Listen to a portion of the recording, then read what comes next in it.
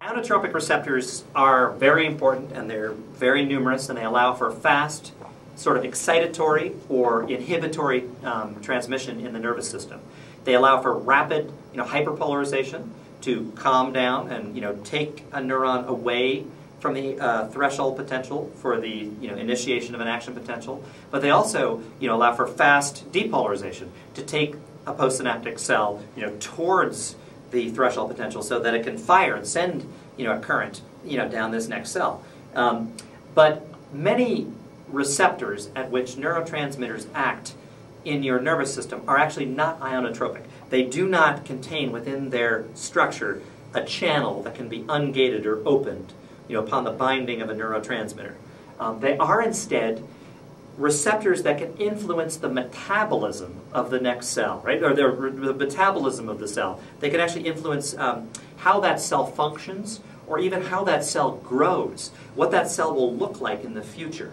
So these types of receptors that are quite numerous, found in many parts of your brain and nervous system, are often the targets of drugs. For example, marijuana, it turns out the active ingredient will act at the most common subtype of this class of receptors.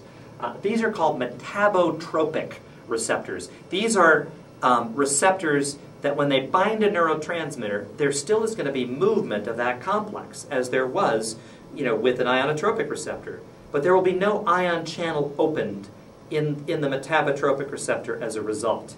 Instead, the metabotropic receptor, so this is a section here of a membrane of a postsynaptic cell, right? Expanded out. This is our phospholipid bilayer. Here is the metabotropic receptor before the binding of neurotransmitter.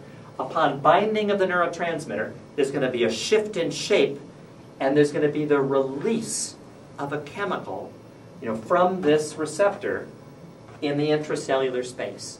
This chemical that is released from a metabotropic receptor upon binding of a neurotransmitter is called a G protein. So let's summarize. A neurotransmitter binding to a metabotropic receptor results in the release of a G protein from the receptor. And this G protein can then go off and have many different intracellular effects. And I'm going to talk about some things that the G proteins can do once they are released from the metabotropic receptor.